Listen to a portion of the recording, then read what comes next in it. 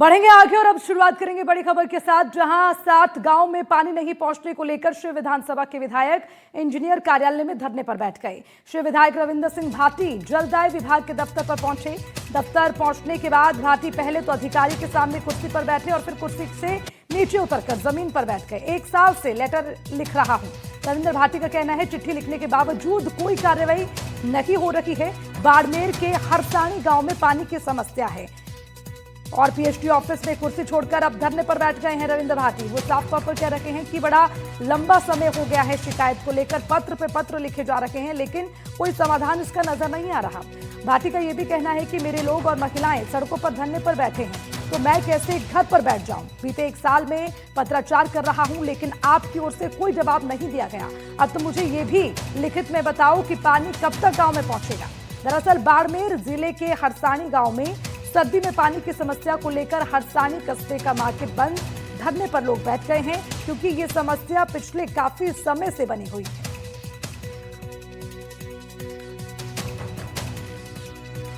गांव में साफ पानी की जरूरत है, पाइपलाइन नहीं बिछ रही है। गांव के लोग जो है पानी के लिए तरस रहे हैं, उनकी आंखों में पानी है। अगर आप साल भर में ही पानी नहीं दे पा रहे हो, मैं आज यहाँ पे कुर्सी छोटे करें और मैं धन्यवाद। आप जब तक मेरे उन गांव के लोगों को पानी नहीं दो।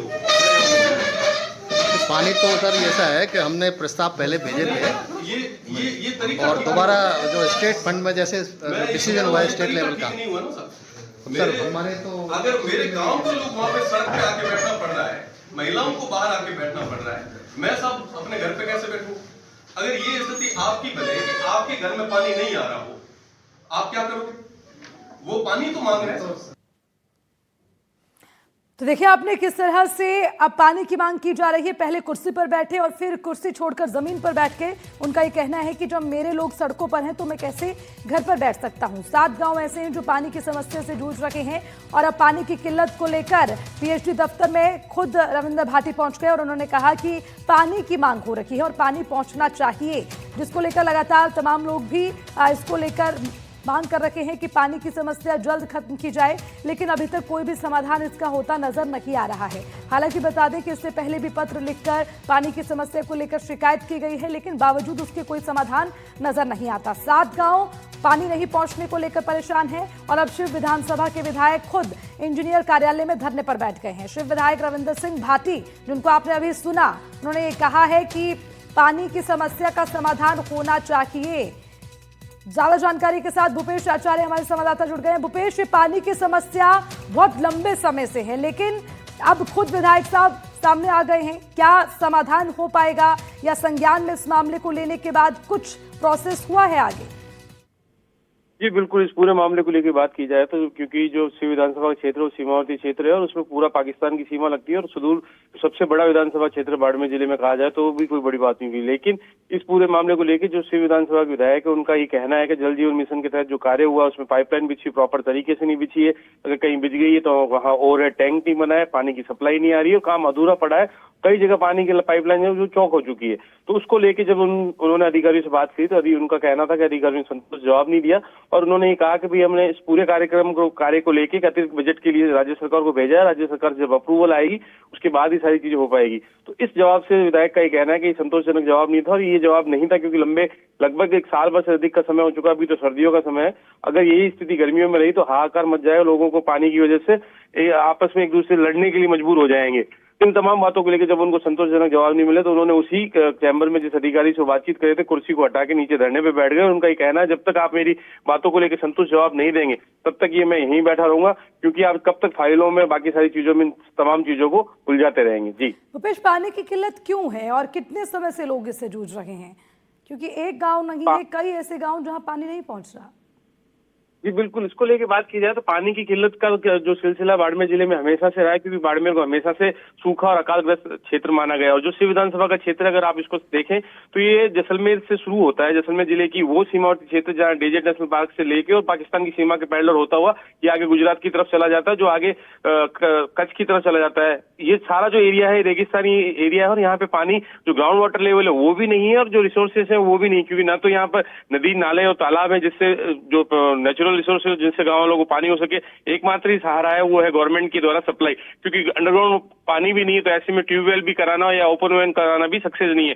और दूसरी जो सबसे बड़ी बात जो है कि यहाँ वर्षा का घनत्व भी कम है, बारिश भी कम होती है औसतन, तो इस वजह से पानी जो है अपने आप में यहाँ जद्दोजहद की समस्या रही है। और हमेशा से लोगों के लिए ये मूलभूत सुविधाओं से ज्यादा पानी जो है वो अपने आप में बहुत इंपॉर्टेंट रहा है, और पानी के लिए संघर्ष हमेशा से रहे हैं इस एरिया में। ठीक है, बहुत बहुत शुक्रिया आपका तमाम जानकारी के लिए। बढ़ेंगे आगे। अब हनुमानगढ़ से बड़ी खबर, एथेनॉल फैक्ट्री विवाद से जुड़ा हुआ मामला। फैक्ट्री विवाद को लेकर संग्रिया में महापंचायत होने के लिए किसान पहुंच गए हैं। संग्रिया में भारी पुलिस बल की तैनाती है। प्रशासन ने टिब्बी में इंटरनेट सेवा को बंद कर दिया। अब जिस तरह से फैक्ट्री विवाद बढ़ता चला गया, उसको लेकर अब देखा जा रहा है कि बड़ी संख्या में किसान महापंचायत के लिए इकट्ठा हो गए हैं। हालांकि ये प्रशासन के लिए बड़ी चुनौती है और इसीलिए प्रशासन ने पहले से ही इंटरनेट सेवाओं को बंद कर दिया और वहां पर पुलिस बल की तैनाती कर दी गई है। एथेनॉल फैक्ट्री को लेकर किसानों का विरोध देखने को मिल रहा है। देखिए, तस्वीरें भी आपको दिखाएंगे और उसी के साथ ही पूरा मामला भी आपको समझा देंगे किस तरह से एथेनॉल विवाद को लेकर अब जो किसान हैं वो गुस्से में हैं। हालांकि किसानों ने इकट्ठा होकर महापंचायत का ऐलान कर दिया, जिसके लिए बहुत बड़ी संख्या में किसान इकट्ठा हो गए। आपको तस्वीरें भी हम दिखा रखे हैं और उसी के साथ पुलिस प्रशासन भी हरकत में आई। पुलिस बल की तैनाती कर दी गई। इंटरनेट सेवा को सबसे पहले बंद कर दिया गया, क्योंकि जब भी इस तरह का हालात बनते हैं तो इंटरनेट एक बड़ी भूमिका निभाता है कि किस तरह से जो माहौल है वो और ज्यादा खराब हो सके। इसलिए सबसे पहले इंटरनेट सेवाओं को बंद कर दिया गया। पुलिस की तैनाती सुरक्षा के लिहाज से वहां पर कर दी गई है। अब कई सारी मांगे हैं। देखिए, टीवी स्क्रीन पर आपको हम बता भी रहे हैं कि एथेनॉल क्या है, क्यों इसको लेकर जो किसान है वो ऐतराज जता रहे हैं। तो लगातार वो भी पॉइंट्स आपके सामने हमने रख दिए हैं। और इसी खबर पर ज्यादा जानकारी के साथ मनीष शर्मा हमारे संवाददाता जुड़ गए हैं, सीधा उनका रुख करेंगे। मनीष, अभी एथेनॉल फैक्ट्री विवाद थमता नहीं दिख रहा। महापंचायत का ऐलान हो चुका है, किसान भारी संख्या में इकट्ठे हो गए हैं। जरा बताइए क्या अपडेट है।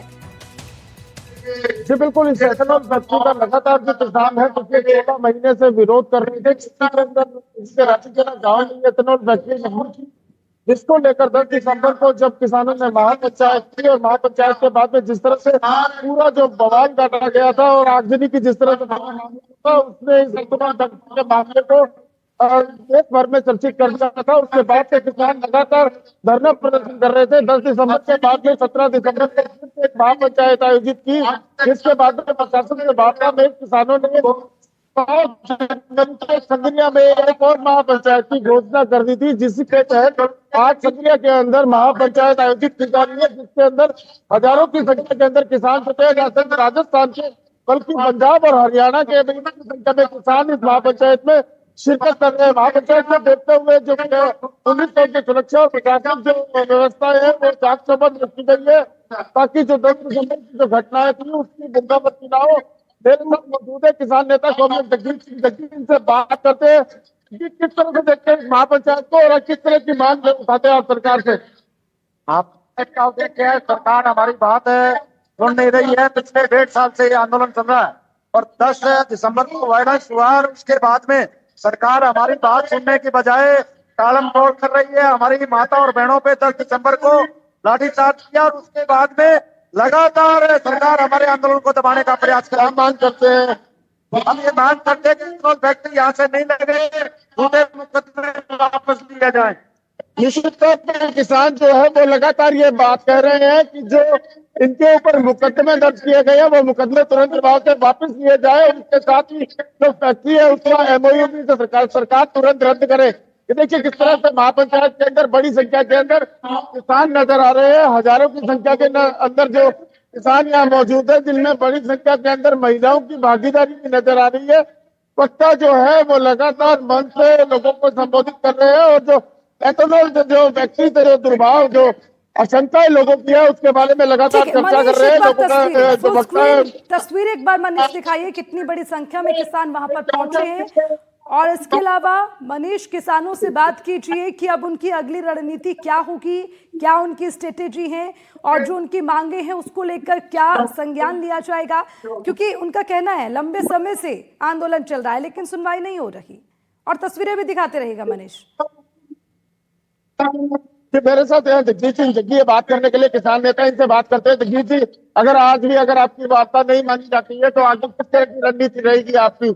अगर हमारी बात नहीं मानी जाती है तो हम फिर से एक नई रणनीति के तहत सरकार को घेरने का कार्यक्रम बनाएंगे, प्रशासन को घेरने का कार्यक्रम बनाएंगे